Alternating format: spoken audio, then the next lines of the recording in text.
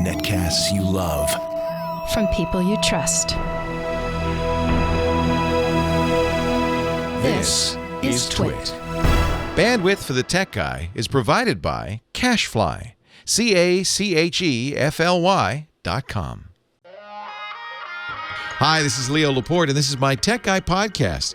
The show originally aired on the Premier Networks on Sunday, July 23rd, 2017. This is episode 1407. Enjoy. Well, hey, how are you today? Leo Laporte here, the Tech Guy. Time to talk about computers and the internet and home theater and digital photography and smartphones and smart watches and all that jazz. 8888 Ask Leo. That's the phone number. 888-827-5536 if you have a question, a comment, a suggestion. Used to say back in the old days, in the mid-90s, if you'd like a little hand-holding on the information superhighway. It's kind of a funny now, if you think back on it, we called the internet the information superhighway. I think that was because there was you couldn't explain what the internet was to people.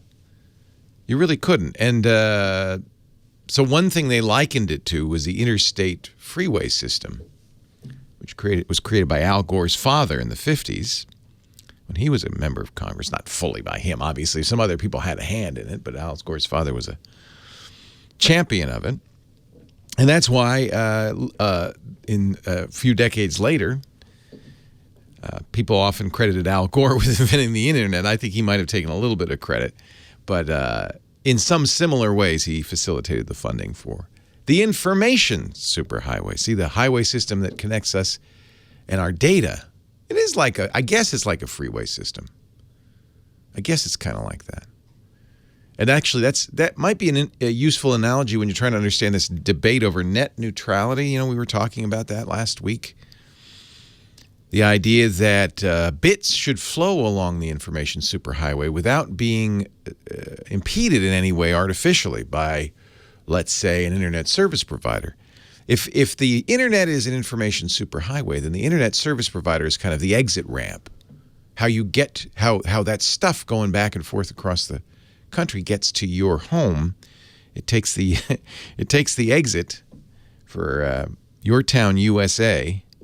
And then via the internet service provider comes to your house.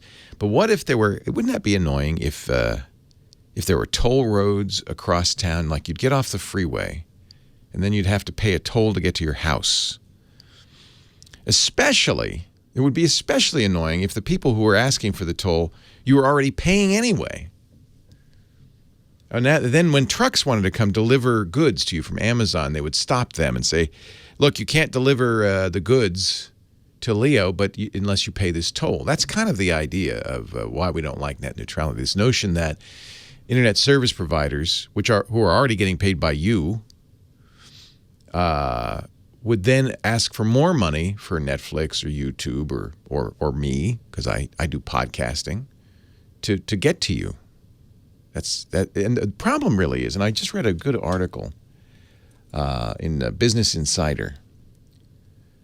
It was actually a fella named Bakshar Chakravorty who did some research and produced a report called Digital Planet 2017, How Competitiveness and Trust in Digital Economies Vary Across the World.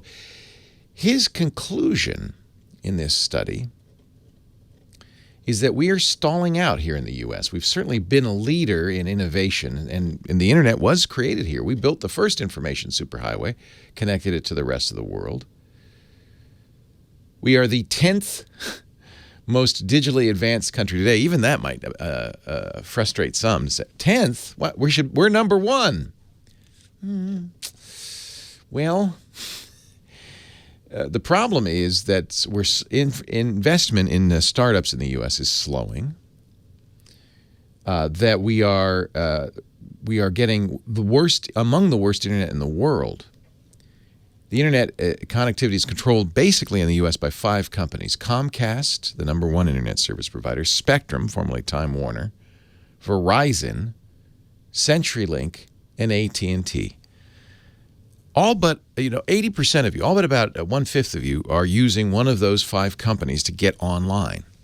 That's a lot of power concentrated in those 5 companies.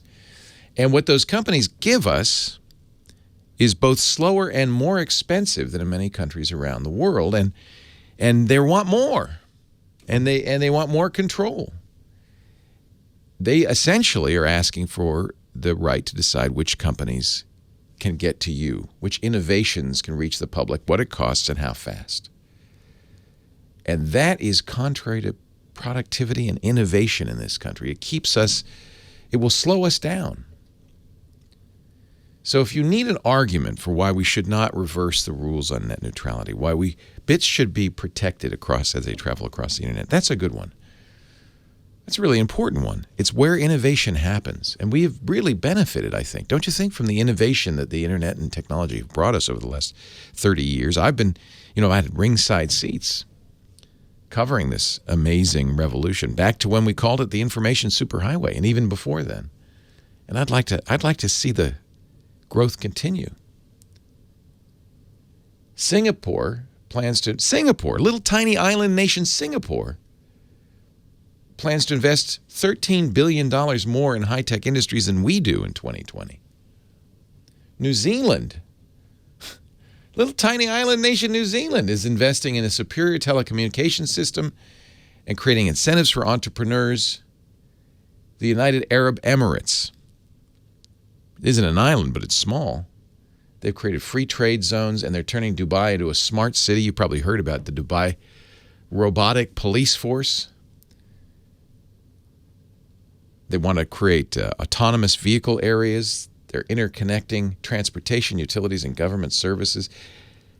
And that's great for them. That's great. But we ought to be doing the same thing. We ought to be investing in that, I think.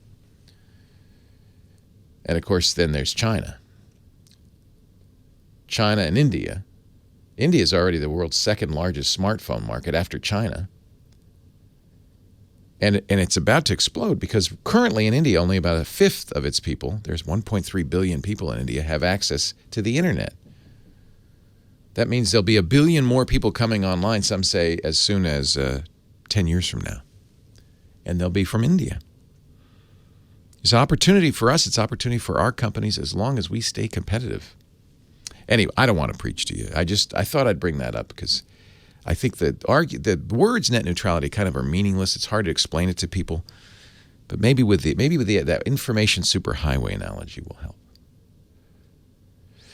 How about Twitter? Do you use Twitter? I don't think very many people use Twitter, but Twitter's in the news all the time because, our administration uses Twitter. The president uses Twitter. Anthony Scaramucci, the new communications director, uses Twitter and apparently plans to continue to use Twitter as part of White House communications protocol. He's a fan. But Scaramucci's been doing an interesting thing. He's been going back and deleting his tweets from the last few years because they, were critical of Donald Trump and quite liberal. Whoops. But can you really delete your tweets? Apparently not, because, in fact, in a way, it attracted attention to those tweets, and many newspapers are now publishing them again. See, it's something important to remember. For all of us, even if you don't use Twitter, when you put something online, it has a life of its own. And you might change your mind, you might change your position, you might change your job, but that stuff still exists. And it's certainly in the case of a public figure, there's no deleting tweets. So whether you post it on Facebook or putting pictures up on Instagram or posting what you had, pictures of your sandwiches on Twitter, just remember that stuff's permanent. Part of your permanent record. The president has from time to time deleted tweets too. And actually, that's a larger question. He's being sued right now because he's president. Of course, you can delete tweets. You're a private citizen. Because he's president, everything he does, including emails and tweets, yes, are part of the public record and owned by the people, believe it or not. So when he deletes tweets, he's actually violating the Records Act. But good news, you can't delete tweets. They live on. Just remember that next time you tweet. 8888 Ask Leo, 888-827-5536. Leo Laporte, the tech guy. Let's take your calls next. Leo Laporte, the tech guy. 8888 Ask Leo. Look who's here. The phone ranger, Heather Hammond. Hello, Heather. Surprise. Surprise, surprise, surprise. Welcome. Thanks. Heather is answering the phones, and there's a lot of calls. Is there a crisis in tech land? Is that why? You think? Here I am to save the day. The I tech decided to guy is come on as the I way. am. Come as you are. Dave Grohl says, yes, just the way you are. Don't go changing. Oh, that's another guy. Who should I talk to first The here? same idea, though. Yeah. Sue in Visalia. I think I just heard you talking about this on your way in. Oh. Well, let's see. Hello, Sue. Leo Laporte, the tech guy. Thank you, Heather. What can I do for you? Yeah, I called in a couple weeks ago, and but that is irrelevant. I just thought I'd tell you that. Thank you. Anyway, Wonderful to see you again. I missed you. I know. I missed you too. Well, actually, I didn't. I've been listening to you regularly. But We got to put a mic in your house. Maybe you can get one of them Amazon Echo things, and then I can listen to you. actually, we just bought an Echo. Oh, how do you like it? Well, I gave it to my husband to set up. I thought it would raise his self-esteem. Because they're finally a woman who listens to him, right? Yeah. No, I mean, I was trying, and I desperately hoped he would be successful. That's so He was funny. utterly unsuccessful. He's not a computer geek. Oh, it walks you through it, though. Doesn't she tell you, okay, now connect me and na-na-na-na-na. No, listen, Leo, the only thing he knows how to do is watch YouTube videos to operate his big green egg. Oh, I'm a fan of the Big Green Egg, too. In fact, I'll be doing some smoking tomorrow on my day off. Well, he's definitely a fan, and so he watches everyone. But We'll he's do not more really Big good Green at Egg that. stuff on the show, I think. For those who don't know, it's a big grill thing. Big green grill thing. It's wonderful. I love my Big Green Egg. It's actually fabulous. Yeah. But anyway, That's man's job. Fire. Good. Burn meat.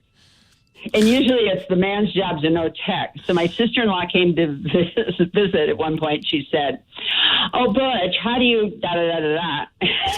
Butch looks blank and then looks at me, and I said, "Well, actually..." Sue is the geek in this household. Here. I'm the geek. I'm the geek. Yeah. And in fact, actually, that has to do with the website. The domain I registered, which is geeky old broad. Oh, I love it.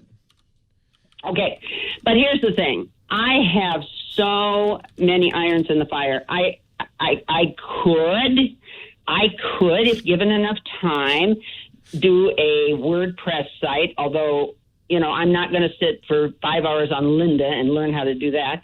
So I'm really saying to you, you have Website City. So if you were starting a website today and you didn't want to do the actual setup, but you're certainly willing to Website City, yes. So what do you want? First, let's see what you want to do with your website.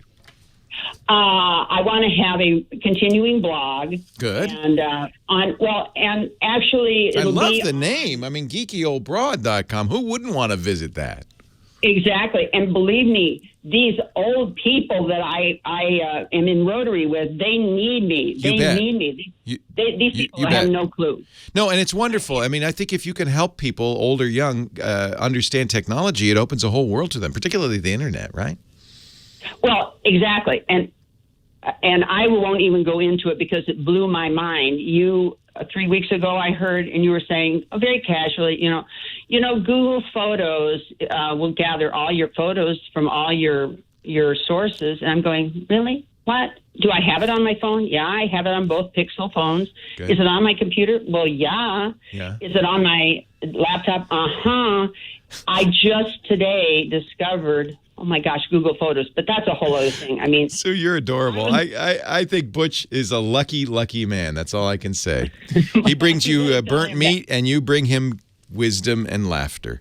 So let's get your wisdom and laughter out to the world. Let's get to the website. Yeah, well, this is how you're going to do it, because the beauty of the web now is that anybody can publish on the web, and if you write something people are interested in, you can gain a great audience. It's been a great boon to so many people to get a voice, right? So you've got the domain name, and I notice it's on Bluehost, so they do hosting. Yeah. But you don't. But once you own a domain name, you can have it connected to any anywhere you want, right? So Oh yeah. WordPress.com, which I've mentioned, they're a sponsor, is an easy to use site where for a couple of bucks a month, without knowing anything about the web, you can set up a site. They start with all of these, and a lot of them. There's Squarespace.com, a former sponsor, and they also do very similar idea where you go in there, you don't have to know anything about the web. You just pick a template, which is just something that you like the way it looks, and they have some design specifically for blogs. They also have, all these companies will have sites for selling stuff online, for bands, for a variety of different uses. But yours is a simple blog. You might want to put pictures up there and so forth. Either Squarespace or WordPress do very well. They're very simple. WordPress has a free tier, but then they put ads on it, so you might pay a couple of bucks a month to get the ads off. Those are probably the easiest way to do it. There are other companies. GoDaddy's one that has a kind of a site builder. Yeah. These are more old-fashioned tools. I don't like them as much. They produce kind of generic sites. The other one that you might look at that's also free is from Google itself. And if one of the things you want to do is incorporate your Google Photos into your blog, my wife uses a Google blog for her photos because it's so easy to do that. And they call their platform Blogger. And they bought that company from the guy who created Twitter, actually. Ev Williams created Blogger first, before Twitter. And if you go to Blogspot or just search for Blogger, you'll find it. It's free, but you have to have Google Ads on it. I think you can then get the ads off somehow, maybe paying a couple of bucks. That's a little simpler. I don't think the designs are as slick, but they might be easier for you to understand and use. And really, the design is not what's important. I have a friend named Om Malik who was very well known in the tech circles. He created a very, very well-known tech journalism blog called GigaOM that for a long time chronicled what was going on. And Om has retired, basically. He's a venture capitalist now. And he's created his own blog at om.co, and it is the simplest thing in the world. It turns out, isn't this often the case, Sue, as you get older and more sophisticated, things get simpler in some ways. It's less Baroque, less frills. A great steak might be preferable to duck à l'orange, that kind of thing. So look at Ohms is a good example. I think he's on WordPress, but I'm not sure. But it's a good example of it's just a list of store articles. That's really all you need. Yeah, I guess what I'm saying is that if I had my druthers, in the perfect world, what I would do is go to one of the sites, and there are a bunch of them, where you can just hire one to do the initial setup. I can absolutely do the follow-up. Well, anything I mentioned will have people who will do that for you. Okay. And you pay them. They'll be on the website, and they will have... Yeah, both Squarespace and WordPress have lots of consultants who do a very good job. My wife's website for her business, she used Squarespace, and a consultant there, I think she pays them $100 a month or something, and it just looks great. So absolutely you can do that. Leo Laporte, the tech guy. Chris Marquardt, our photo guy, coming up in an hour. Got some picture-taking advice. I think it's a really interesting hobby that I think a lot of people have taken up of late because we all, or many of us, almost all of us, have a pretty good camera in our pocket with our smartphone. And it's just kind of a natural thing to kind of go to the next level, start taking more pictures. Things like Google Photos, like Sue was talking about earlier, help you organize them, share them. I think we've all kind of become photographers, haven't we? It's a great hobby that's really been transformed by technology. More pictures, what is that? I think the stat was more pictures were taken last year than in all of history before that. That's how it's exploded. Trillions of pictures a year. Michelle on the line from Northridge, California. Hi, Michelle. Leo Laporte, the tech guy. Hello. Nice to talk with you. Nice to talk to you. Okay, my question is, what's the difference between the old hard drive style and the new SSD for Mac, and which do you prefer? Well, there's a big difference. In fact, I pulled off of my shelf a old hard drive. This is a really old hard drive, but all spinning hard drives are kind of basically the same. Randy Builder made a clock out of mine, which is kind of funny.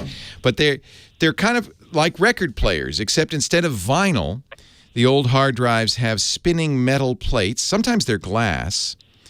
And they're magnetic, so they can be magnetized. And then the old hard drives had what we call read heads, one per platter. And hard drives today might have multiple platters, one per platter. Those read heads are just like the needle on a record player, except instead of reading the grooves, they're reading the magnetic signals coming off the spinning platter. So it's kind of like a record player meets cassette recorder. And of course, because it's a computer, everything's recorded as ones or zeros. That's just the way computers work, on or off. And so it's very easy in a magnetic material to have a charge or no charge. And actually, it's a little different than that, but that's roughly how it would work. And so the platters spin very fast. On spinning hard drives, the slowest ones are 5,400 revolutions a minute. The fastest ones, 10,000, almost twice as fast revolutions a minute. And those little heads, the needle on the record player, move very quickly. They have a motor called an actuator. In fact, you can even hear it if you have an old-fashioned hard drive, spinning. And as the spinning is going on, the spinning is, and you can hear the heads going as the actuator motor moves the heads around. The problem with that setup, besides the fact that there's a lot of moving parts that could easily be damaged if you drop a hard drive, or damaged in other ways by magnetic materials and so forth. The other problem with it is physics. The spinning and the moving of the heads take time. For instance, if you think about it, as the hard drive's spinning, even at 10,000 revolutions per minute, the head goes in, reads some sector, and then it has to wait for the hard drive to come all the way around to read the next one, and the next one, and the next one. So they call that seek time. That's how long it takes the head to move to the place you need. And that can be a significant amount of time. I mean, not in human terms, but for a computer, it could be milliseconds. So solid-state drives work a little differently. Instead of having any physically moving parts, they have little cells that can be electrically charged. It's almost identical to the stuff you put in your camera. You know, the memory card you put in your camera, or an SD card. Yeah. That's basically what a solid-state drive is. And it has some real advantages. Nothing's spinning, nothing's moving, so they're more reliable. You can drop one, there's nothing going to break, unless you really drop it and break the physical material. But also, there's no seek time, because it seeks at the speed of light. It can find data anywhere inside that solid-state drive just by jumping to it. So it really reduces the amount of time to get the data considerably, so much so that solid-state drives read data 10 and 20 and even more, 100 times faster than a spinning drive. They write data a little bit more slowly, because writing data involves charging those cells, and that takes a little bit of time. But it's still, overall, significantly faster and more reliable than a spinning hard drive. So I think that does that answer your question? That's kind of maybe the long answer. Yeah. I wanted a long answer. I was trying to get to the bottom of it. Yeah. And that answers my question, yes. So having nowadays, I think most computers come with solid-state drives. Having a solid-state drive really does make a big difference. The overall speed of your computer is measured really in many different ways. So a lot of times we talk about, well, I have a 4 gigahertz processor. Well, that's just one part of it.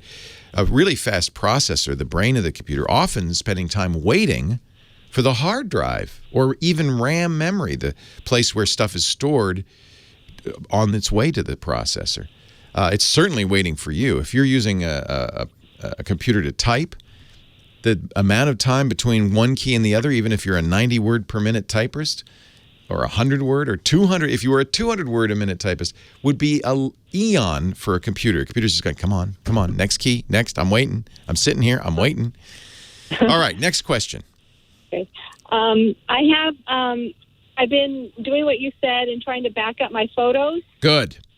3 different places. And so... nice. Thank you, Michelle. Good. I was doing it to USB thumb drive. And now I was looking at the new Macs, and they have a new, is it called Thunderbolt? Yeah. Yeah, Thunderbolt. Yeah. Yeah. So if I got a new computer in a few years, the drives I'm putting my pictures on... No, you're going to be fine, because those new Thunderbolt ports, that they call them Type-C ports, you just take an adapter and you put it on that old USB key. So Okay. so it's not a problem. I do it all the time now because I have lots of machines with these little thin Thunderbolt 3 ports. They don't look the same, and you wouldn't want to try to shove a thumb drive into one of those ports. But Right. but it's easy for a buck. You can get an adapter that will just Okay. take the old thumb drive. Now, I do caution you, thumb drives are notoriously unreliable, okay?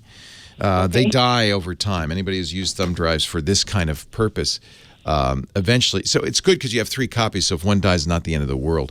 But you might want to look, and they're not very expensive, invest in an external hard drive. Those tend to be more reliable than thumb drives. Yeah. Yeah. That's one of the places that I have them. Good. Yeah, and then remember, we want 3 copies, but we also want to get one off site. Take one to work. So what you can do is you can rotate them every week. On Monday when you go into work, take one of the drives to work and just rotate them, and that way you'll always have one off site, and that's really important. Okay. Okay. Thank you. You're Yeah, welcome. Nice to talk to you, Michelle. Nice to talk to you. I love those questions, and I think sometimes people have said, well, I don't want to sound dumb. I'm not going to ask them the difference between a spinning drive and an SSD, whatever. But I think that's something a lot of people don't know, and it's a useful thing to understand. And it helps you understand why an SSD might be a better choice for you.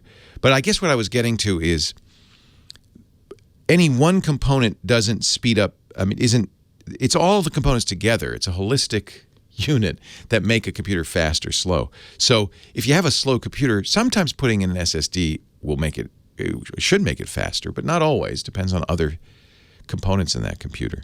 But generally speaking, it's important to consider everything. And one thing people often don't consider is the speed of disk reads and writes. That's one of the things your computer spends a long time waiting for. It's one of the reasons we often tell people if you're going to buy a new computer these days, you probably want an SSD. There was some concern initially that they may not be as reliable, that they might wear out faster. But I think now that we've been using them for some time, I don't think that that's the case. I think we're all pretty comfortable with the fact that they're at least as reliable as spinning drives. 8888 Ask Leo. Leo Laporte, the tech guy. More calls right after this. Leo Laporte, the tech guy, 8888 Ask Leo, the phone number. On we go with the calls. Mike in Woodland Hills, California. Hi, Mike. Hi, Leo. How are you? Wonderful. How are you? Good. I want to say something first. It's really interesting hearing you on hold talk about squishy chairs that you take naps in. I got a kick out of that. Yeah, we have to do some special programming for those people who are kept on hold for so very long. We entertain them. It's fun. It kind of makes me feel special that not all the world gets to hear that. I could give you music on hold, but this is better, isn't it? Much better. I have to remember there are people listening. What can I do for you today? Well, I have written a middle grade novel, and I have this great marketing opportunity to work with the Los Angeles Sparks. But first, what they want to do is a beta test of my book, and they want by getting it into the hands of like 200 of Los Angeles school students. Oh, neat. To find out how they feel about it. So the if they like Sparks, it. the Sparks is Los Angeles WNBA team, Women's National Basketball Association team. Yes. So is your book about basketball? Well, it's about wishes, and one of them deals with the WNBA. Oh, neat. Yeah. So what they want to do is they want to get the book into through the school's readers. They've been a lot of the readers have been donated to the Los Angeles school system, and so a lot of these students have access to the readers.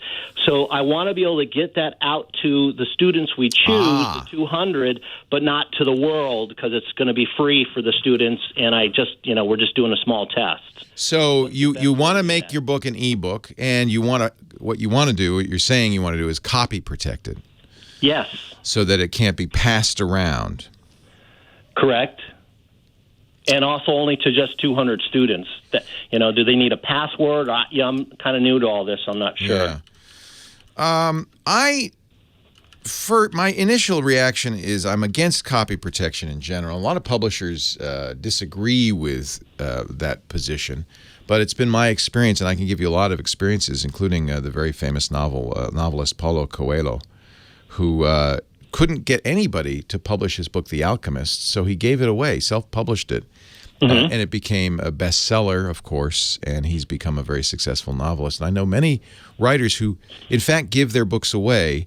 So my initial reaction would be don't copy protect it, but I understand why you do. Once we have this and it goes through their beta test, and of course all the students are going to love it, then we're going to be giving away copies of the books by the thousands at through the W. Oh, so you're interested in protecting it more because it's not ready yet, or? Well, just because we have to do this small test of students to find out what they like before they involve any kind of monies and or sponsors. So the sparks are driving the copy protection more than anything else. Yes.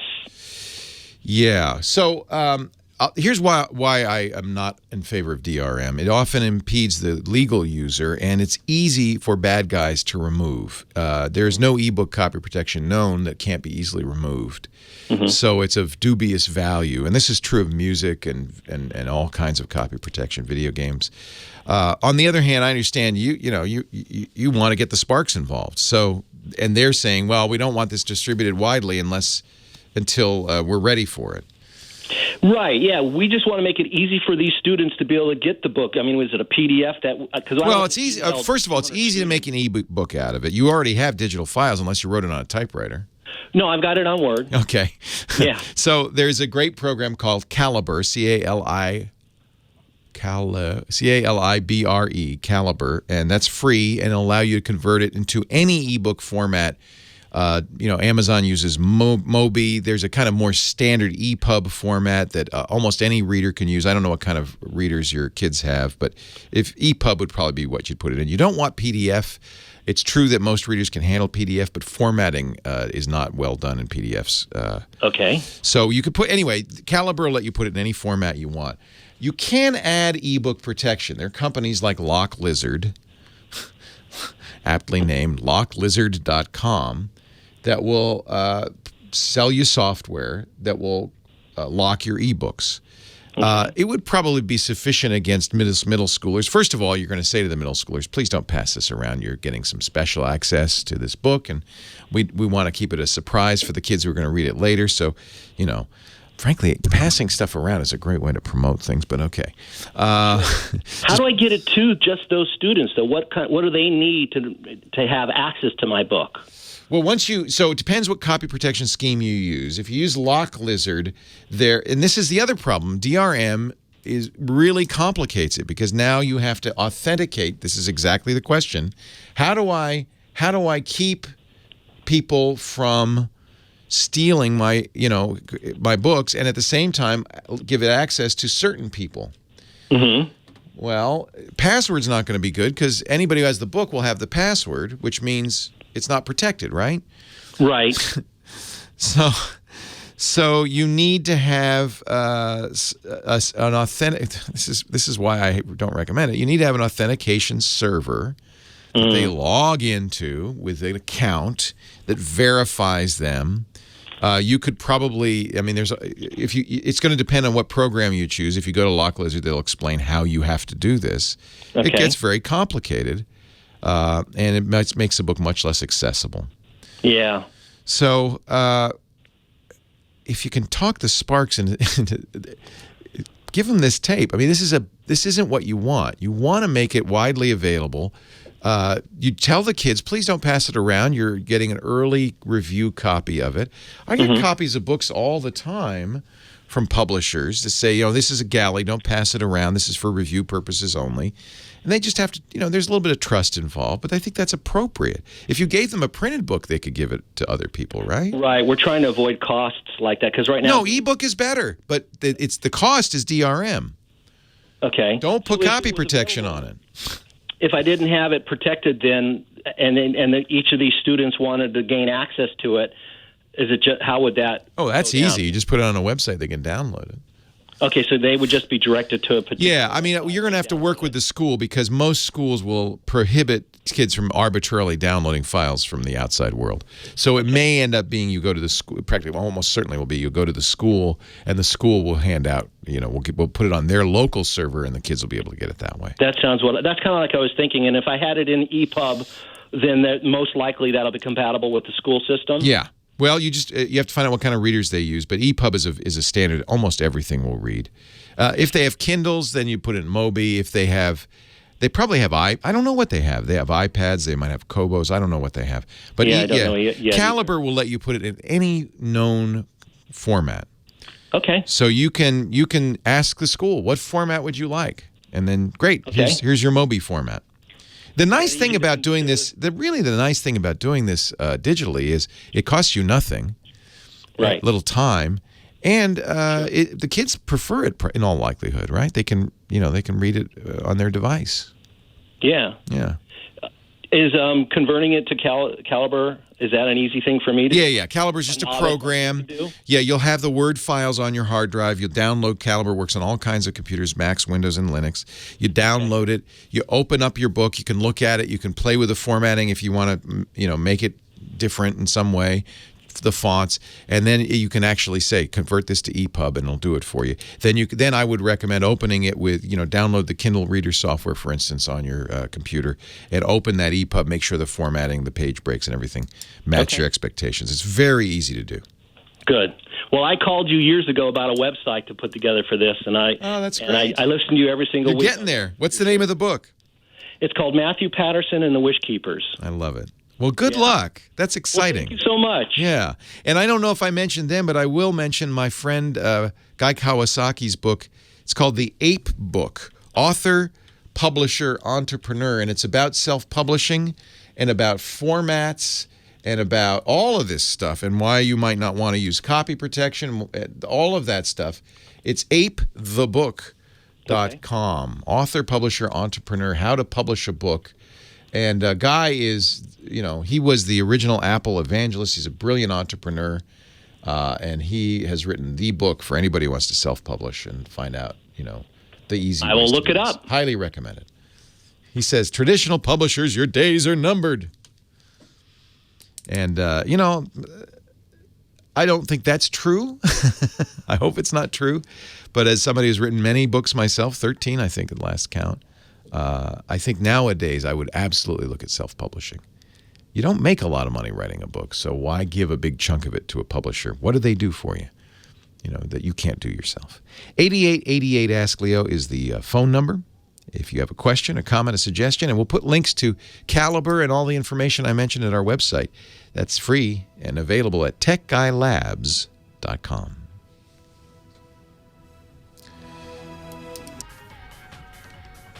Well, hey, how are you today? Leo Laporte here, the tech guy. Time to talk computers, the internet, home theater, digital photography, smartphones, smartwatches. Actually, our photographic guru, Chris Marquardt, will join us in just a few minutes to talk about taking better pictures. But meanwhile, let's go on with the calls. 8888 Ask Leo, that's the phone number. 888-827-5536. Paul in Los Angeles, you're next. Hi, Paul. Hey, Leo. Welcome. What can I do for you? Love your show. Thank you. You're very kind. Got a quick question about alarm systems. Okay. Need your education. Okay. You want to get one? Yes. Yeah. Well, what do you want to know what the best one is? That I am not an expert on. I can tell you about some different angles you can take. Of course, you could go to an alarm company. And I'm sure there's several in your town. You live in a fairly big town called Los Angeles. Bay Alarm, those kinds of companies. And they come in, they install sensors. They'll connect to your phone line because they need to be able to reach police. They may put in a big siren, and then they will charge you a monthly fee for monitoring. I think in almost all of the cases we've tried several both at home and at work, they're all about the same in that respect. They'll have a emergency button you can press if you're being held hostage and things like that. So those are the more expensive solution because of course an installer costs money and the monthly fees cost money. And then there are do-it-yourself systems. We had a sponsor called Simply Safe that's probably the best known of those. And the idea of Simply Safe is you get the same sensors. All the same stuff. You even, they've added cameras and so forth. window motion sensors, window opening sensors, door opening sensors, and they connect up to a hub that then can be connected to your phone system.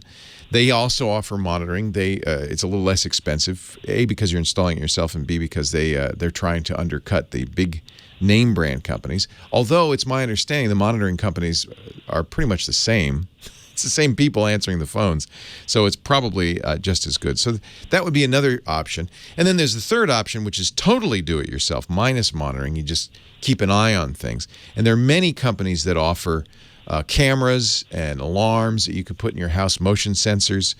We have a sponsor that makes a doorbell, the Ring Video Doorbell, that has a camera on the doorbell, and then they also sell cameras you can put around the outside of your house.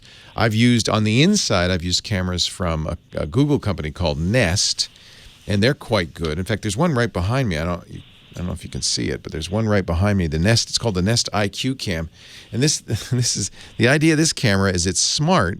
It has facial recognition, so you put it in your house. It's watching, and whenever it sees somebody it doesn't know, it'll send you an alert on your phone. That's very handy. It can even recognize the dog and the cat, so it doesn't alert you that the cat's in the house, unless you want it to.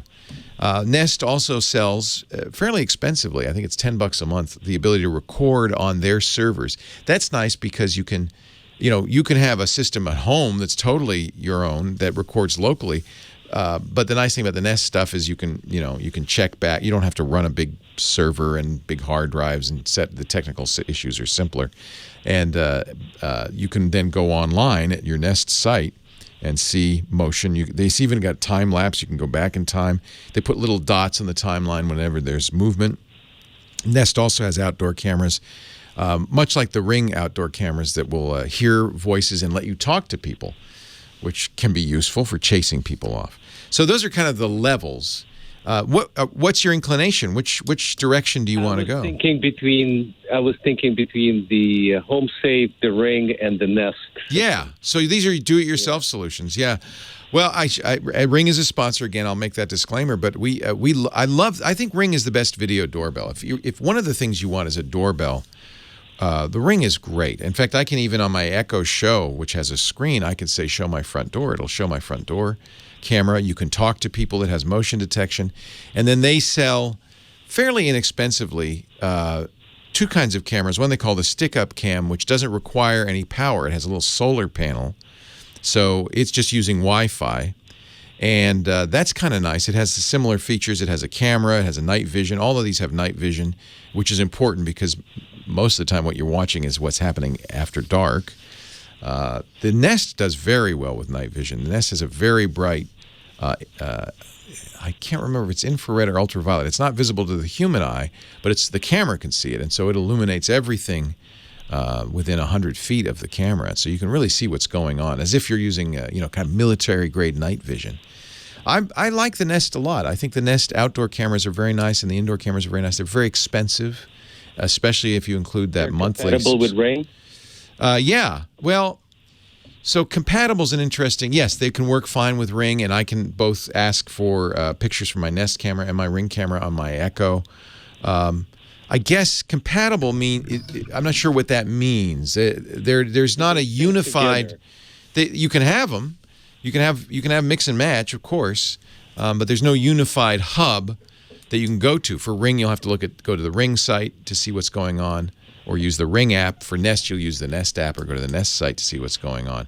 If you wanted, I don't think Nest offers a doorbell. So if you wanted one app and one site, then you'd probably go all Ring. But they work quite well. Remember, you have to have Wi-Fi. The Rings are actually a little bit easier on the Wi-Fi because they turn off when nothing's going on. The Nests are on all the time, sending pictures to the server, and that can use up a lot of bandwidth. The Nest IQ cams let you say, I don't want to use more than 100 gigabytes a month. But it's important to remember they're sending a high-definition picture of your indoors or outdoors, and that does use up Wi-Fi bandwidth, and it can use up your total bandwidth as well over a period of time. So if you have a lot of Nest cams, you're going to have to be careful about bandwidth. In that respect, I think Ring has an advantage because they're not on unless something's happening. Does Ring also offer monitoring? Like, so if we're on vacation and the phone doesn't ring, and neither Ring nor Nest have call centers, but they do notify you on the phone. So when and you can set up parameters on the Ring cameras, and this is true on the Nest as well. I could say monitor this zone, and if there's any movement in this area, so I have it monitoring particularly the driveway to my house. I don't care what's going on in the field next to it, but the driveway to the house, I say monitor this zone, and if there's movement there, I want a notification on my phone. So you're the call center. If you want third party to be monitoring it, then you have to go to that's a little more expensive. You have to go to a company monitoring it, and they're going to want to install their own cameras and so forth. Dr. Mom's reminding me that some hubs, like the SmartThings hub from Samsung, will talk to both the Ring and the Nest. The Amazon Echo will also talk to both of them. So in that sense, they're compatible. If you want monitoring, though, I think you're going to go to a service. If you want a call center. Yeah, because if we're away, on vacation when we travel, or if we go to dinner and I don't like to bring my phone in with me. Yeah, then you might. Yeah, but a monitoring service is still going to call you. So before they dispatch the police, they're going to call you and say, hey, there's some activity at your house. I know this because we had, in our business, we had Bay Alarm, and I would get calls every night, and it turned out there was a faulty sensor. And I spent a few early morning hours over at the business talking to the police, saying, "Yeah, there's nothing. Sorry." After a while, the police start to say, "We're going to charge you for this next time." So they'll still call you. You need to keep if that's what you want to do. You need to keep your cell phone with you, I think. I do feel like these companies, these alarm service companies, are going to face a real challenge from companies like Simply Safe and Nest and Ring. More and more people are doing it themselves, and mostly that's because you can control it yourself. I think I don't really think you need the monitoring, because even with monitoring, they're going to call you. They're not going to just call the police right away, unless there's they can look at the camera and the house is burning down. Then they might call the fire department. 8888 Ask Leo. Leo Laporte, the tech guy. More of your calls right after this. Leo Laporte, the tech guy. User 4654 in the chat room is telling me, and I didn't know this, you might want to contact the local police department what their policies are on alarm company notifications. Apparently, the LAPD, I haven't verified this, but according to one of our chatters, does not respond any longer to alarm company calls. They quit several years ago. So he's turned to using Netgear Arlo cameras, which are also very good, and he makes the call because they will respond to a homeowner calling. That's interesting. I guess that's probably because there were so many false alarms. It costs a lot of money for police departments to respond to all these false alarms. 8888 Ask Leo. I don't know if that's the case, but it might be worth calling your local police department, not on the 911 number, but on their business number, and asking what their policy is before you invest a lot of money in something like that. Lot in Fort Lauderdale, Fort Lauderdale, Florida, I believe. Hi, Lot. Leo Laporte, the tech guy. Hi there, Leo, and good afternoon to you. Good afternoon. Okay, my question is TiVo. Unfortunately, I've been having trouble with one particular TiVo unit that I have, and this has been dragging on for like 9 weeks. What's the trouble you're having? It's a Series 3, and I've been ordered by TiVo through their, data download that I had to do an update. Yeah. And I did an update. Yeah. And what happens is I have it connected to an outdoor antenna plus the cable. So I also have a cable card with this particular TiVo. And it sets up the cable fine. When it starts scanning the TV channels, it freezes at channel 24. Ugh.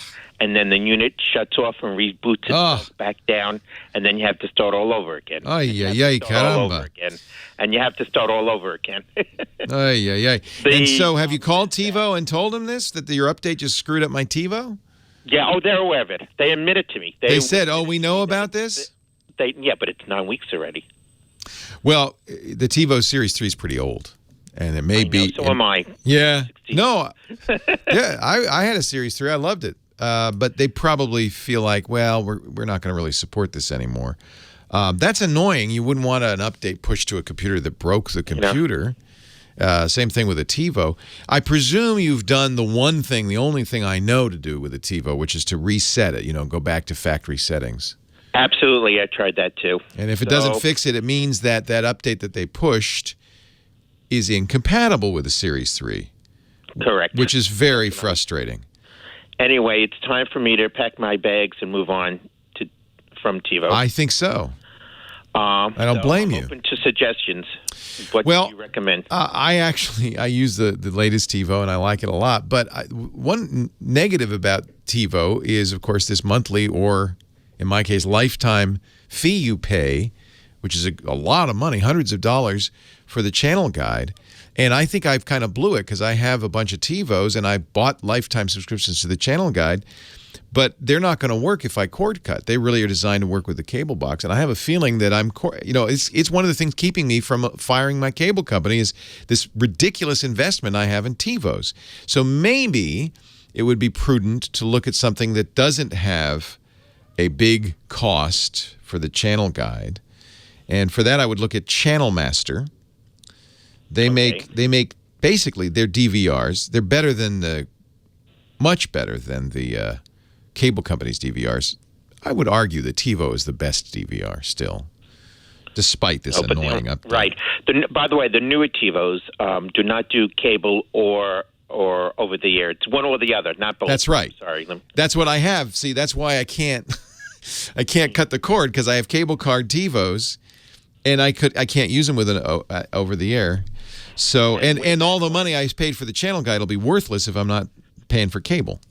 So way back when you told me how to straighten out my over-the-air antenna and get more channels. Good. I remember so you're a prime candidate to be a cord cutter. Channel Master works with OTA. Okay, so that's what I think I'm going to do. I'm going to invest in buying a Channel Master. Yeah. And the other one that a lot of the people in the chat room always mention is the HD Home Run from Silicon Dust.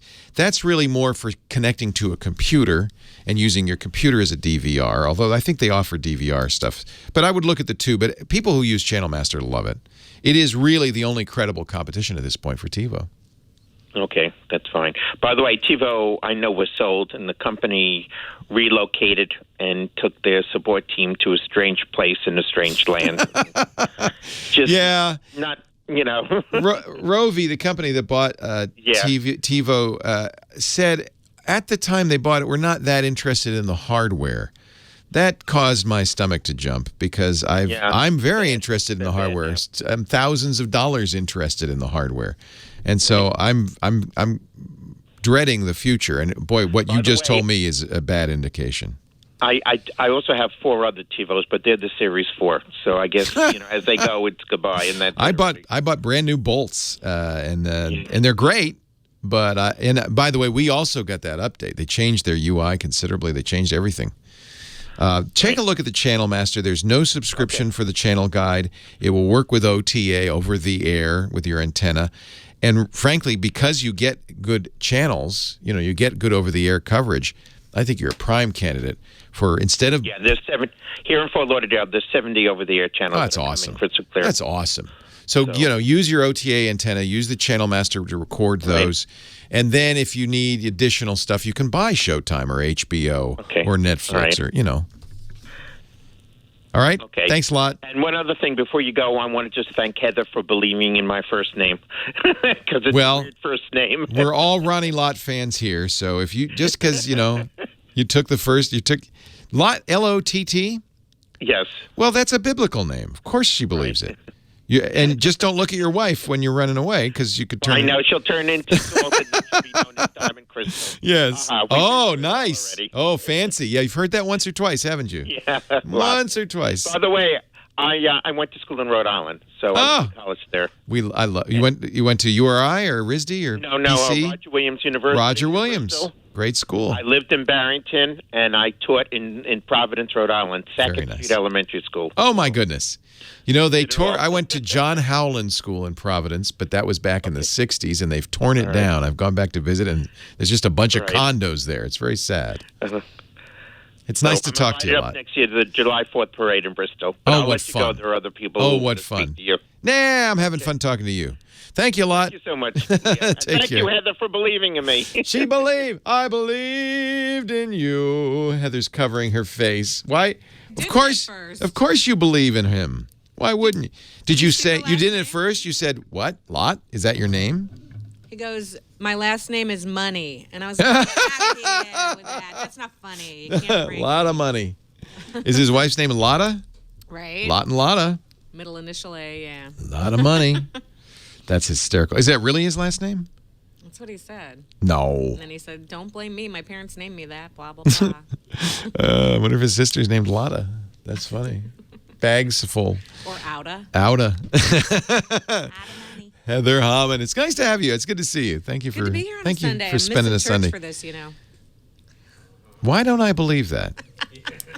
8888. Ask Leah if you want to talk to Heather, and then talk to me. 888-827-5536. John tells me the reason that our alarm system went off in the studio all the time is we had a disco ball, and the lights, it would rotate, and the reflection, it would set off the alarm. So we got rid of the disco ball, and everything works.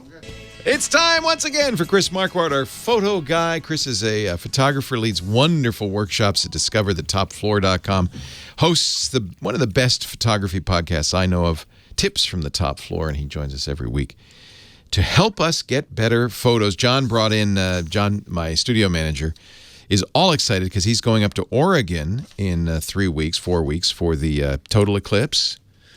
And on the 21st. On the 21st, he's got all of the times and the angles and all of that stuff, so he knows exactly at 10:20:57 a.m. It'll be at Solar Max, and it'll stay there for 2 minutes and 4 seconds. So and that's not too bad. He's ordered the lens. Well, he's borrowing my 70-200 lens plus a 2x extender, right? So he can go up to 400. And he's already ordered the neutral density filter to protect his eyes and the camera from the sun's rays. It's a ND1000. So you can barely see through it. But we were talking about filters, and he said he paid $15 for this.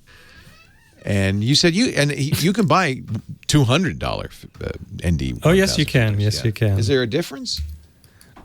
Filters, it comes usually down to how straight they are and how well they are coated. The coating, the non-reflective coating on the filters. Multi-coated filters are more expensive than single-coated filters, or uncoated filters, and that in turn might influence how the reflections work out, like stuff coming in through the filter onto the front element being reflected back out and back in through the filter, which might in some situations give you ghost images. So there's I'm not a fan of filters. Well, and this came up.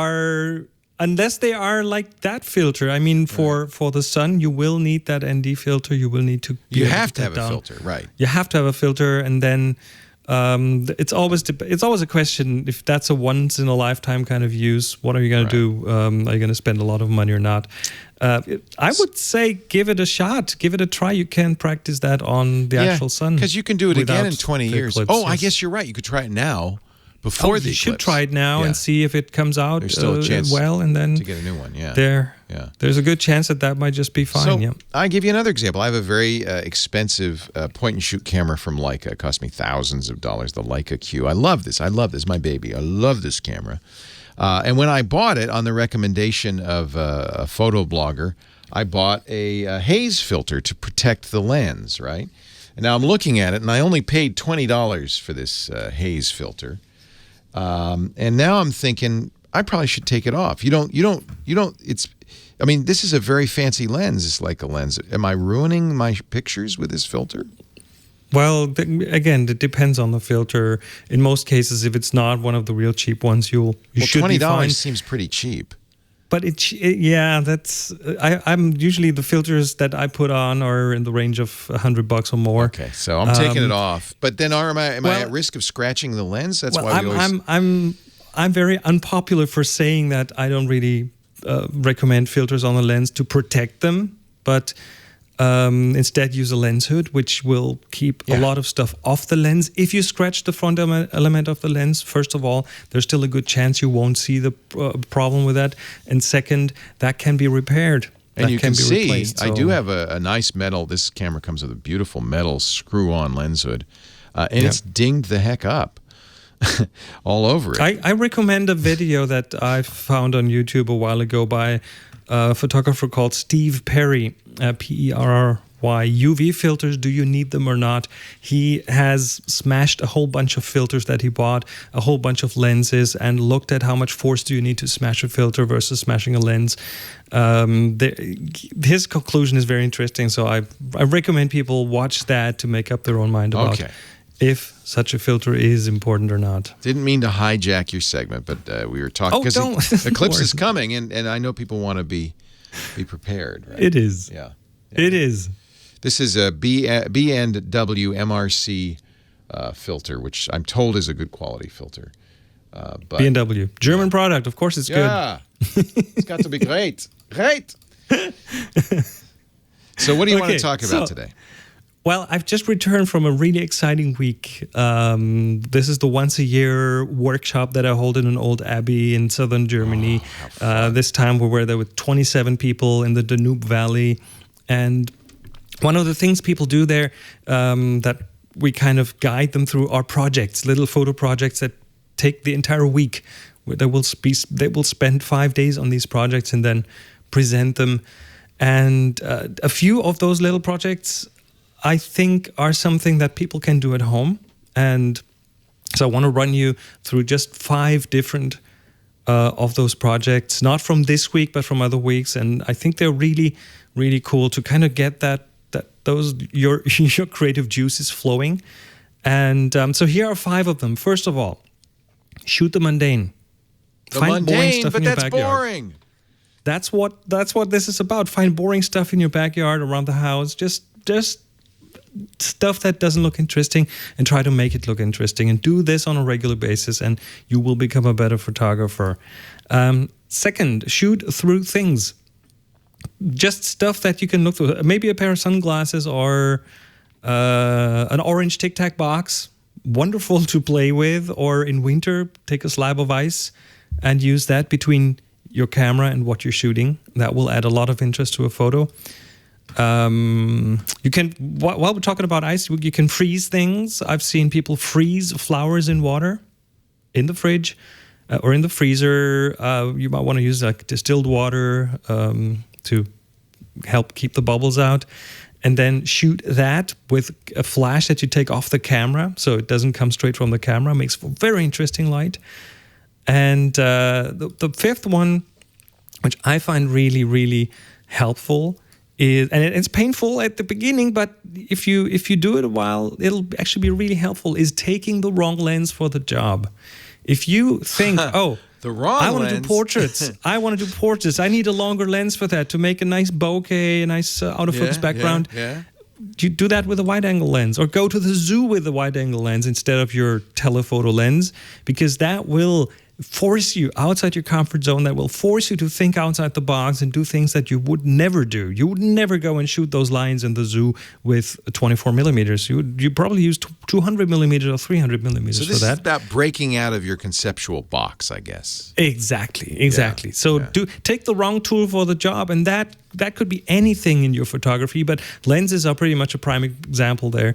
Take the wrong lens for the job. Landscape photography, you might want to go wide angle. Hey, just bring the telephoto lens for an entire weekend for landscape photography. Challenge your eye. You'll be surprised. You'll be surprised. That sounds like fun.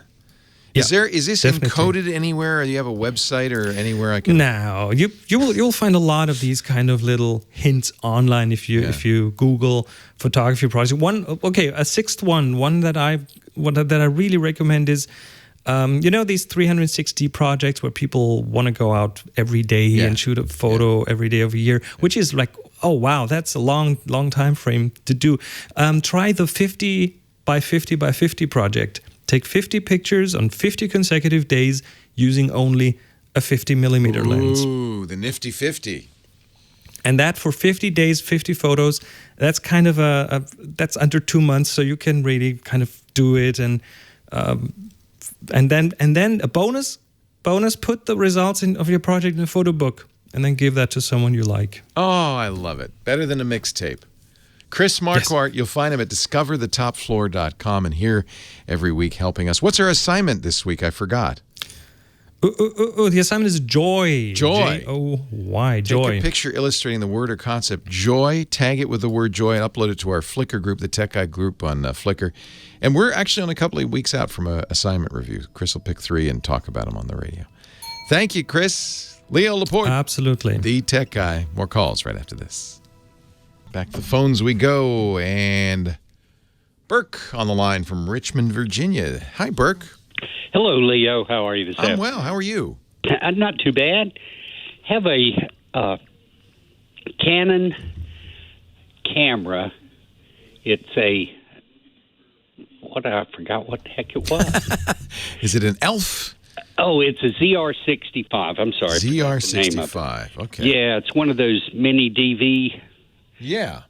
It's, of course, old. Casio, not Canon, right? No, it's a Canon. It's Canon, okay. Mm-hmm. And it connects to the computer through FireWire. Oh, Lord, Lord, Lord. Oh, that's what I said. Oh, Lordy, Lordy. And when my old computer died, of course, I lost the FireWire. Right. Nobody makes them anymore. Are you using Windows or Mac? I'm using Windows 10. Yeah, FireWire, which was a standard, was designed to replace something even older. Remember SCSI? Yes. So SCSI begat FireWire. It was a creation of Apple and Intel, and Apple really championed it for a long time. Sony also was part of the FireWire coalition, but Sony decided not to call it FireWire because Apple called it FireWire, so they called it it just rolls off the tongue, IEEE 1365. I've seen that too. Or iLink on your camcorder. It'll say iLink if it's a Sony camcorder. Those are all the same. They're compatible. What you need is a converter, though, because nobody puts FireWire on their computers anymore. Yeah, I've got a dead computer sitting here that I can plug it into, but nothing will happen. The reason I asked if you're a Mac or PC is I just got a dock for a Mac from Otherworld Computing. It's a Thunderbolt 3 dock, so it only works with a couple of the newer Macs. It has, hysterically, a FireWire port on it, and that's obviously for downward compatibility to older stuff. So what you're going to do is you're going to monoprice.com, which is I think the best vendor of inexpensive components. They don't jack up the price. And you're going to search for FireWire to USB converter. I have seen those. I've done a lot of looking, and the ones that I've found have not had real good reviews on them. Well, and there's a reason. They're fundamentally different technologies. FireWire is a peer-to-peer system. So FireWire can connect 2 computers, can connect 2 hard drives. It doesn't care. Right. USB requires a master controller and then a client. So they're very fundamentally different. But as long as what you want to do is connect a camcorder to a computer, a converter like that should work just fine. I had seen some that were for sale. It was USB to FireWire. Yeah. And the reports on those, people were just cutting a USB off and gluing a FireWire on it and selling it. And that's terrible. I hope they're that's why I say go to Monoprice. Don't go to eBay. Don't even go to Amazon, mostly because Amazon tries to police this, but it's so big it can't always catch this. And so they may sell stuff that is like that. Yeah, you definitely don't want to buy that. But if you find something at monoprice.com that'll do it, it's going to probably, I'm just looking to see if I can find one. It's going to cost a little, well, maybe not that much. This is, that's a FireWire. No, that's not quite it. Maybe, here's a link to a company called StarTech. That's from the chat room. PC Guy 8088. Yeah, I see that. Yeah. That's for, no, you don't want that. That's, although, is it a tower PC? No, right now I'm running off an HP laptop. Laptop, yeah. So what he put in there was a card you could put in a slot that would add FireWire ports to your computer. That actually wouldn't be a bad way to go if you're going to be getting. Is this a one-time deal, or you want to keep using this Canon camcorder? Well, I want to keep using it. I spent a lot of money. I've got a lot of tapes, and Yeah, it's a good camcorder. It's just got that. The problem is just that interface. Right. Yeah, I think that I'm looking here. I'm looking for a converter, USB FireWire converter, and I tell you what, this is not. I'm sure they have something there, and if you buy it from Monoprice, they stand behind their stuff. So it's not going to be Mono MONO Price PRICE. Okay, I can certainly look there. Yeah, I think that, they're certainly not going to sell something that's a USB cable clipped off and glued onto a IEEE 1394 interface. Now, there may be, somebody's saying there might be an issue with the connection on the computer. That I don't know about. This is interesting. You know what? I should know more about this, but I don't. Let me do a little research. We'll put it in the show notes for you, okay? Yeah, that sounds great. Yeah, this is something you can do. You're right to avoid the, this is the kind of thing you don't want to buy on eBay because there are people on there who'll sell stuff that's just doesn't work. Yeah, and I'd never heard of Monoprice. So. Yeah, I love them for cables, for everything. They're good costs and quality gear. That's good to hear. Yeah. It's good to hear. Thanks for the call, Burke. Yeah, one more thing. Sure. Listening to Chris, I don't do a whole lot with my pictures, but every now and then I get a picture that Google Photos has sent me that's enhanced. And yes. it looks really good. Ah. How can I do that? They just send them randomly. Yeah. What they're doing on the enhanced is really something called HDR, or high dynamic range. And I don't know if I'm pretty sure there is a button. You're going to have to go deeper down in the Photos settings on Google Photos to get to it that will give you that filter. And there's sliders that can turn the effect up. And I notice when I get enhanced images, they've really turned the effect up. They like to really enhance the heck out of those. Yeah, they did. Some of them look kind of almost painterly, right? Yes. Yeah. Exactly. Yeah, that's HDR. You can of course go out and get a standalone HDR program. Yeah, no, actually, you know what? I'm wrong. They do not offer in their editing tools anything nearly as strong as they offer with that enhanced thing.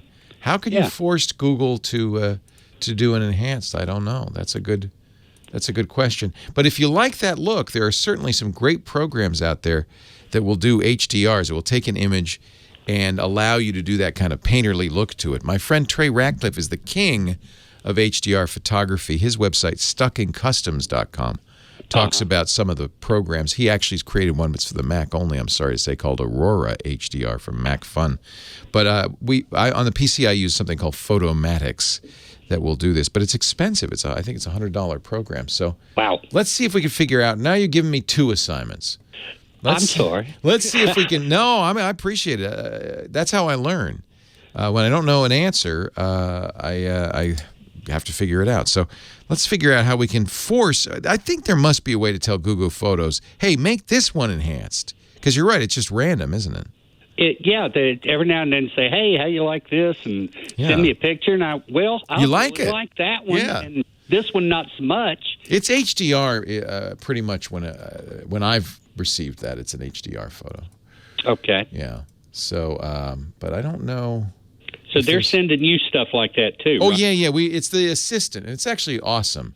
They'll do animated GIFs if you take 3 photos real quickly together. And then, from time to time, it tends to be more landscapes. They'll send me that enhanced pictures, and I like those. They're good, yeah. Okay. All right. Hey, I appreciate the questions. I've got 2 of them. I will find you a USB to FireWire converter that you could trust, and I will figure out how you could force Google to enhance your photos with that HDR.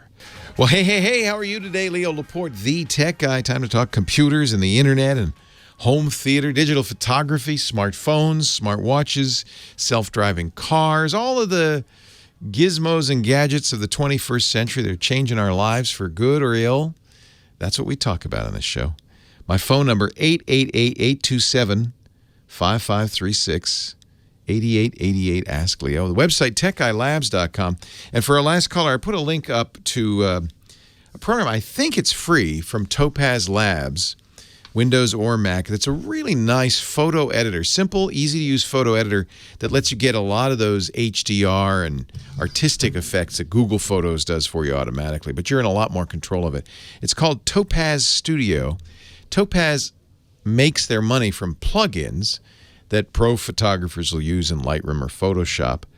But they also now offer a front end to those plugins, Topaz Studio. And I think the front end is free and has a lot of basic effects for free, including some nice high dynamic range or HDR effects. If you're starting to look at what Google Photos is doing with your pictures and you think, I'd like to do some more with my pictures, that's a good place to start. topazlabs.com. And that is free. Google, I was playing with the settings and the filters and so forth that Google offers you in Google Photos, and it's still not as complete as Picasa, which is what it's based on. Google bought Picasa, absorbed it, and then kind of put it out of business. And I was hoping that they would include those features in the built-in web editor, and they have some, but not all. Another good choice, Loquacious is reminding me, is that Google is giving away its Nick collection. Unfortunately, actually, I guess you can use those standalone. NIK was another company that Google bought, put out of business. They made great filters for, again, Photoshop and Lightroom, for mostly professional or at least certainly serious photography enthusiasts. And Google bought them not for their filters, but for the application they made for iOS and Android called Snapseed. And they offer that still for free. It's wonderful. And if you're on a phone, and that I should have probably mentioned, is a must-have for anybody who's doing camera phone photography and wants to kind of get to the next level with it. Download Snapseed. It's absolutely free from Google, and it has a lot of the effects and filters that you're probably looking for. Some of my absolute favorite pictures I edited with Snapseed, of all things, because it's based on Nik. Google has stopped updating the Nik plugins, but they do offer them for free at Nik. I think it's niksoftware.com. N-I-K. So if you want to get serious about photography, of course, the first step is, as Chris Marquardt is always encouraging you to do, take more pictures. But the next step is get those pictures on your computer and maybe learn how to adjust them and modify them. Almost all professionals do this. It's rare you will see a picture that grabs your eye that hasn't been at least a little bit tweaked. And they use tools like this: Snapseed, the Nik software, and Topaz Studio. And Topaz has the reason Topaz gives a studio away. They're hoping you'll buy their filters, and you know what? You probably will, because they're great. A lot of great choices out there, and it's sad that Google isn't keeping Picasa, putting it out there, and they're not incorporating those features in. But there's still, if you're serious about it, there's still plenty of ways you can do it. Still working, though, on his second question. Actually, it was his first question, the FireWire. How do you connect FireWire to a modern computer? They don't include FireWire anymore in most computers, and so it's challenging to get that working. But you should be able to find an adapter. I'll keep looking, see if I can find a recommended one. On we go to San Pedro, California. Laura is on the line. Hi, Laura. Hi, how are you, Leo? I am well. How are you? I'm good, thank you. My question is, I have car navigation in my car, and I got real-time traffic through SiriusXM, and it doesn't work maybe once in a blue moon. I know. I stopped using that real-time traffic. It wasn't that reliable or useful, was it? Oh, okay. Because they told me to check with the dealership to make sure that the software was updated, which I did, and they said it's fine. You know what the best solution is? It's not in your car. And actually, if you think about it, that's not surprising. It takes a car manufacturer 5 years to design, build, and release a car.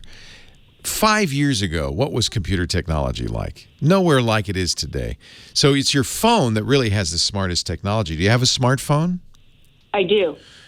Go out and now you already have, I'm sure, Google Maps or Apple Maps on there.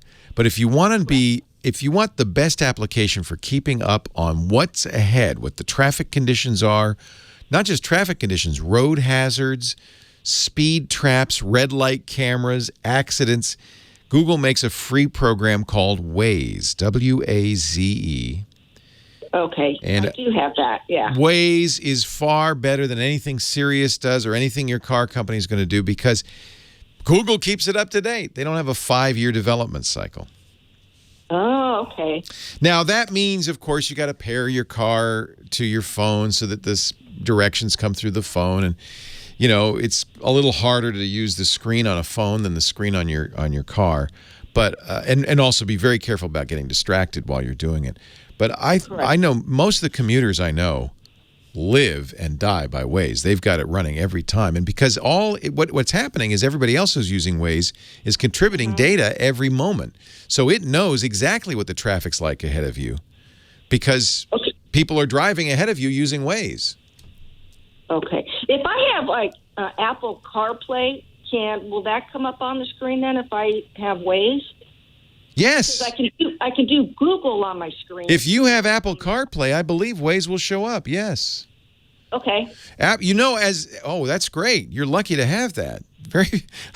This is Android Auto and Apple CarPlay are exactly the solution these car companies came up with. They said, and Apple and Google, well, if you don't update your car that often, what if we somehow make the phone interface better with the car? So that's keeping up to date. That way you get newer processors, newer software.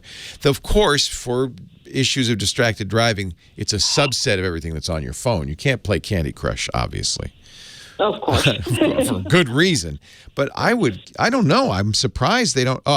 Waze is in beta for AirPlay and Android Auto. So it's not fully released yet, but what you probably could do is if you Google search for Waze beta, get in on the beta program on your phone, then it'll show up in your CarPlay. Okay, cool. And that is the best solution. Easily. And I will cancel my SiriusXM real-time traffic then. Yeah, I would.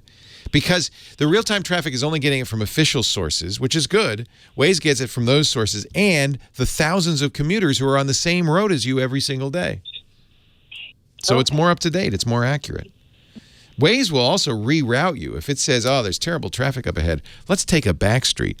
And this is sometimes people say, well, sometimes Waze gives you dumb ideas. Yeah, like, for instance, you're on a stop-and-go traffic on the freeway, and Waze says, take this exit and then get back on the freeway.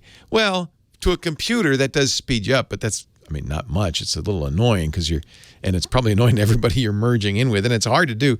So I ignore little improvements like that. But when Waze says, I can save you 20 minutes, get off here, I always do that. It'll be through the back roads, but I trust Waze. They do a very, very good job. Google Maps is getting some of the Waze information, but not all of it. But you can continue to use Google Maps. They do put traffic information on there and so forth. I think you're always better off using the nav apps on your phone. They're just more up to date than the nav apps on your car. When's the last time you got a map update for your car, right? If ever. 8888 Ask Leo. Leo Laporte, the tech guy. I tell you what, Waze, if you want to use my voice in Waze, you can use now your own voice, but I've made a little... It's nothing fancy, but I made a little thing with my own voice. Go to Twit. We'll put this in the show notes. twit.to/Leo Waze. And you can install my voice giving you directions on Waze. Leo Laporte, silly. Leo Laporte, the tech guy. 8888 Ask Leo, the phone number. Glad you're here today. Hope you're having some fun. I am. Sheila, Ontario, California. Hi, Sheila. You're next. Hi, Leo. I've been listening to you for a long time. Thank you. I appreciate that. I bought a Samsung TV, and naturally, as soon as the warranty wore out, my TV, went blank. How do they do that? It's amazing. The timing is perfect. Yeah. So I called them. They want $100 to come out here. Yeah. $100 to tell me what's wrong, and then plus parts. So I was being a smarty pants, and I said, so another $100, I'll just buy me a new TV. Exactly. Right? And I hung up on them. Was it satisfying? Did it make you feel better? Well, then I started calling around to the TV places, and a lot of them have gone out of business because they said they can't get the parts from. Yeah. This is the trick that big companies like Apple and Samsung play, is they want you to use authorized repair facilities, so they just don't offer parts. Or manuals. They're doing it to cars, too. Yep. This is why there's a movement, the right to repair movement, and in at least in 12 states in this country, there's legislation up in front of the states that would mandate a right to repair. If it happens in just one state, it'll break the logjam because, of course, no company's going to say, "Well, we'll give manuals to Minnesota, but not anyone else. We'll sell parts in Minnesota only."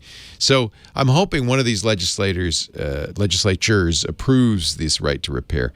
If you Google right to repair, you'll see the conversation.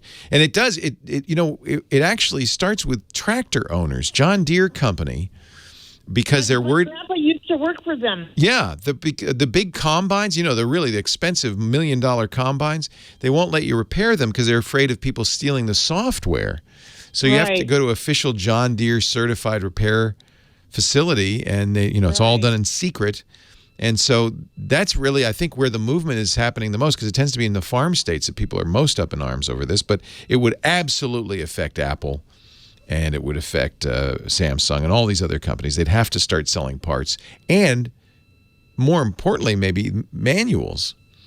So the truth about most modern thin screen, flat screen HD TVs is they're not very repairable, unless you have a minor issue. That's the other reason they're not going to tell you this. The other reason those TV repair shops have gone out of business. They can fix a tube TV like nobody's business, but it's a little trickier. These things are they're like computers. It's all logic boards and panels. What are you going to replace, Unless it's a connector that went bad, which in most cases it's not. Your TV's not getting moved around or anything. It's much more likely the panel that went bad, and it's true. It would cost more to replace that panel. You'd be out $200 to find out they want $800 to fix the TV. Right. And then you say, well, that's $1,000, and I could easily get a TV that's even better for less. Right. So your answer was actually the right answer, which is in most cases,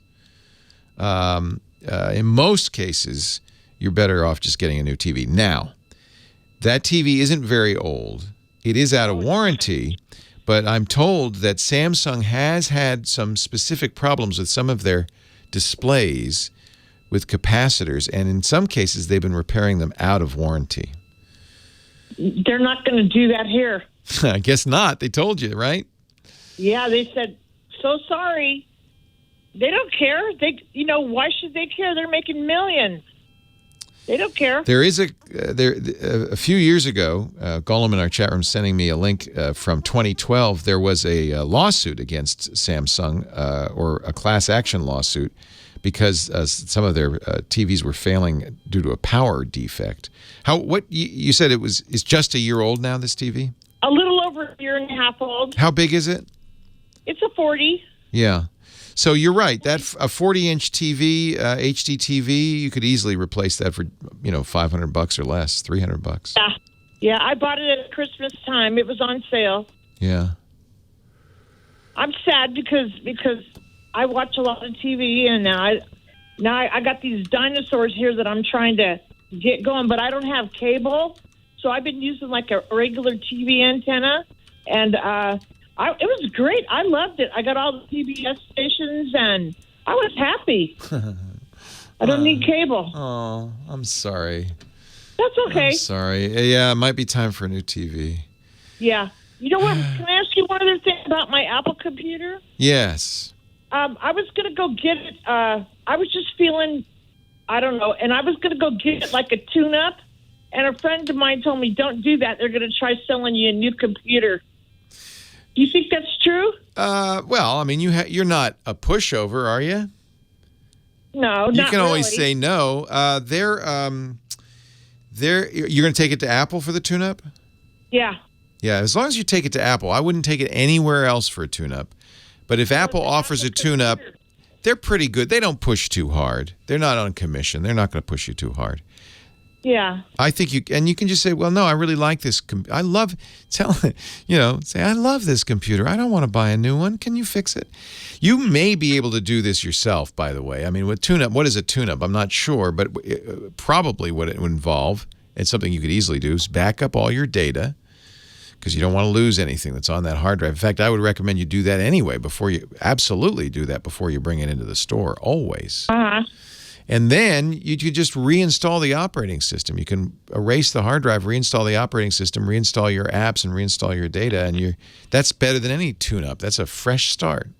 I really don't have that much on it. Yeah, you can do that yourself.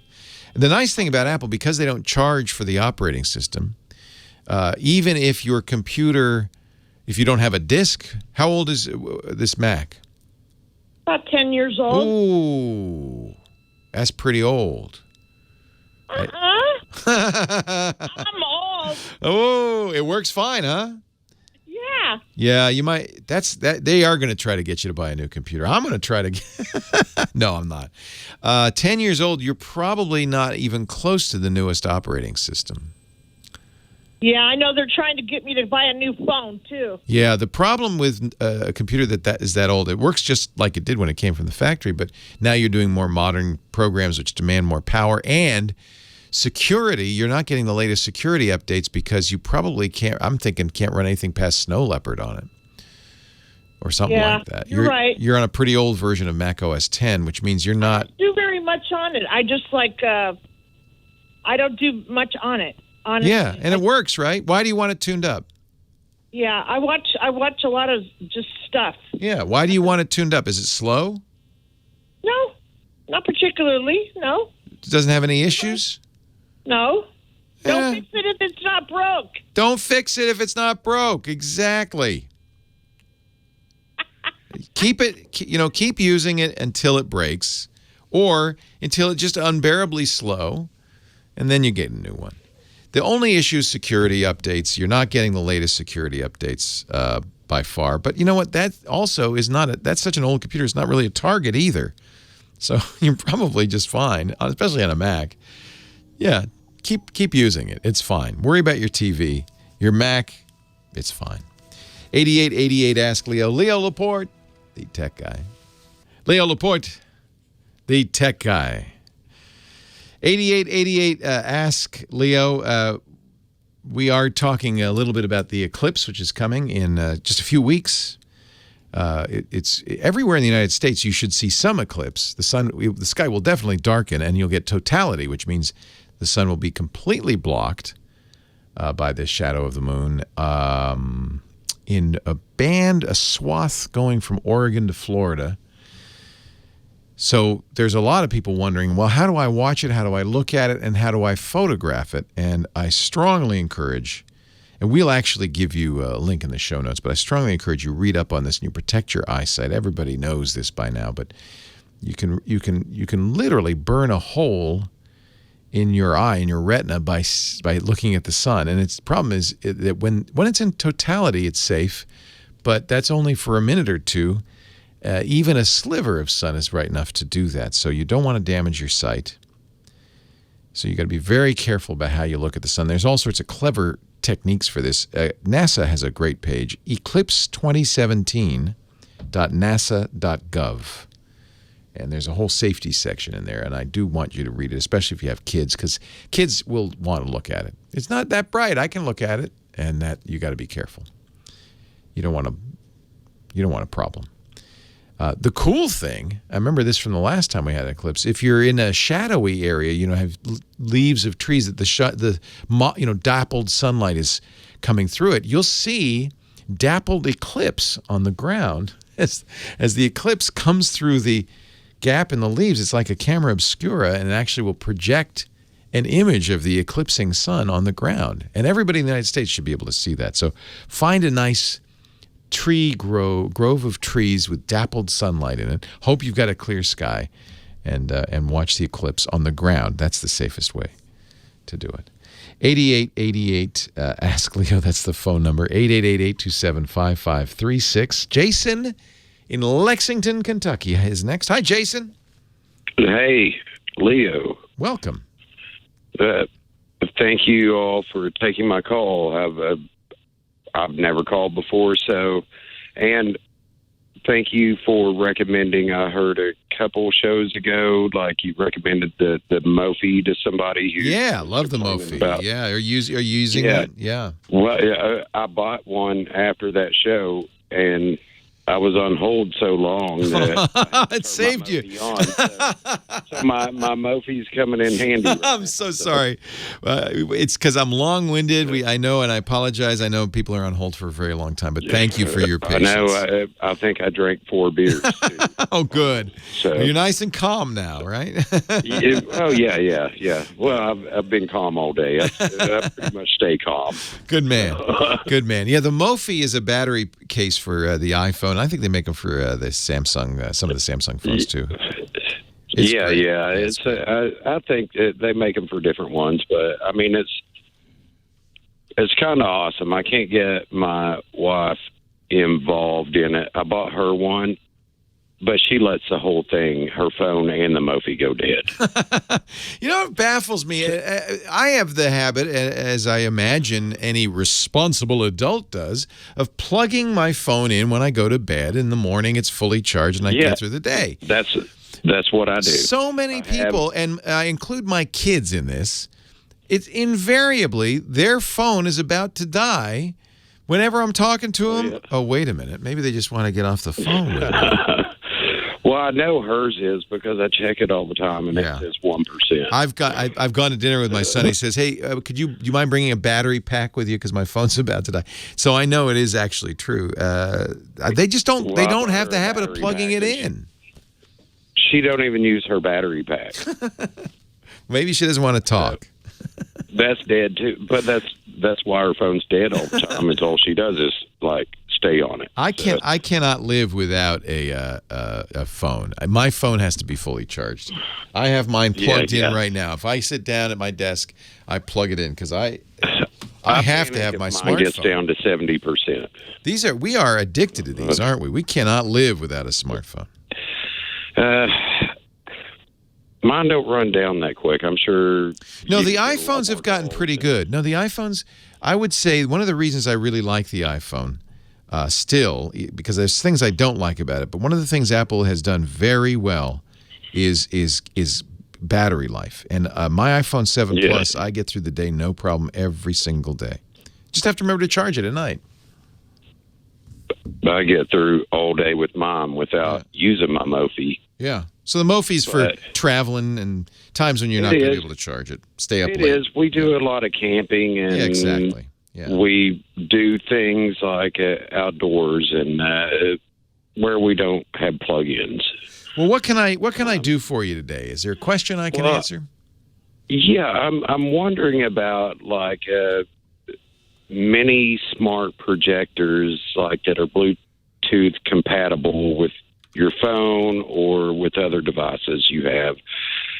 How well the quality of because I've seen some that says they're like 1080 and the quality's pretty good on them. It's really the difference on these is brightness, lumens. They measure that. And you're thinking for camping or something like that? You want to have a? Well, I mean, it's not necessarily camping. I sit outside when I'm at home. I sit outside and I have a spot on my brick wall, and I don't have dark brick. It's painted light. You want, if you can, a flat. If there's any protrusions or bumps, that's it's flat. Okay, it's flat, so a and, good white wall. If you really know you're going to be using it all the time, there's actually paint you can paint with that will because a movie projector actually is brighter than just a white wall. It reflects back. It has some crystals in it that reflect back, and then it really gives you a brighter image. And that's one way to handle kind of a lower brightness projector is a good screen. You can also, for camping, you can bring portable screens around with you. They're not that big, and you can unfold them. Well, I was thinking would like just a poster board. Yeah, again, it's flat white, which means it's fine. It works fine, but it's not. But if you go out and you buy the movie screen paint, it has little crystals in it that reflect some of the light back, and so you get a brighter image. There are this has become a very big category. Numerous pocket projectors, because not just for watch. And this is the issue: is most of these projectors are not for watching movies, but they're for business presentations. So you can put it in your briefcase. And you can even project from your phone. And so people who want to do presentations, maybe you're in sales and you want to do a sales presentation, this is a very easy way to carry it around. they call these pico projectors. So it's a whole category of little projectors. I suppose they're probably also nano and tiny, but pico is the smallest one. LG makes a very good one that has a TV tuner built into it. So it's clearly for projecting video, and obviously you can tie it into your phone or your laptop and project video out of it. The LG Mini Beam. It's not cheap. It's about $550, and there are certainly cheaper choices out there. PC Magazine gave that their editor's choice, though. That's the one that they like the best, the LG Mini Beam, and it is teensy weensy. Philips makes them. Magnasonic makes them. I think HP has some.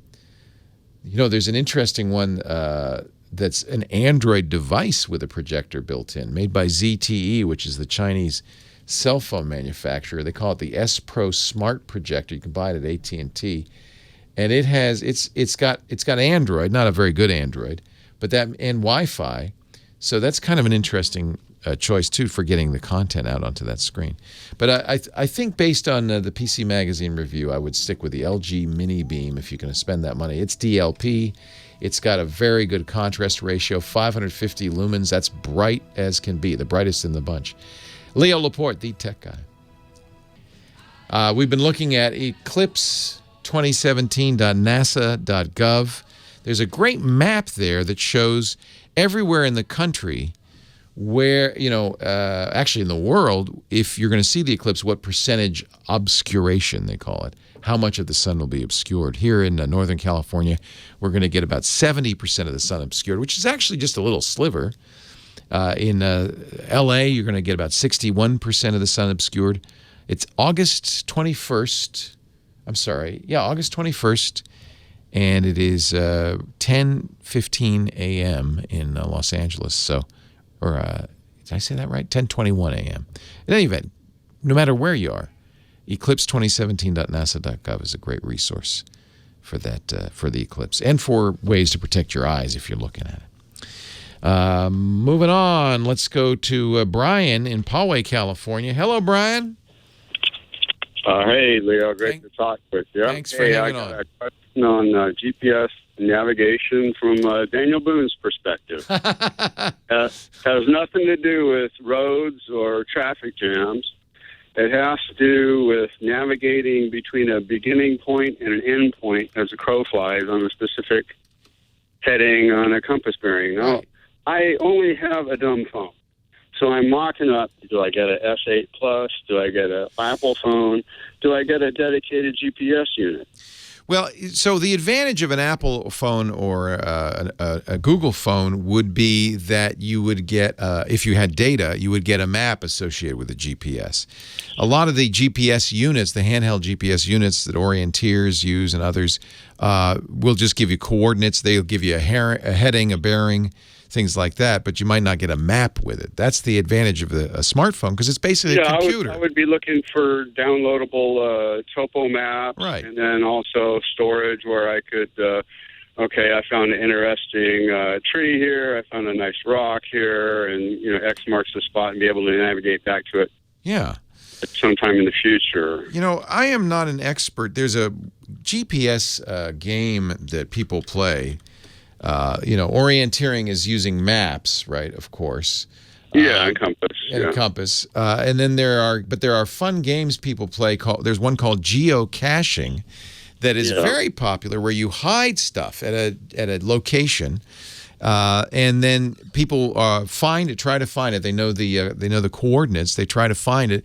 Then they take one thing and put another thing back in. It's a really fun game, and I'm wondering what people who do geocaching or orienteering use for GPSs. My sense is you could absolutely use a smartphone. There's no reason why a smartphone wouldn't be as accurate as a handheld standalone GPS device.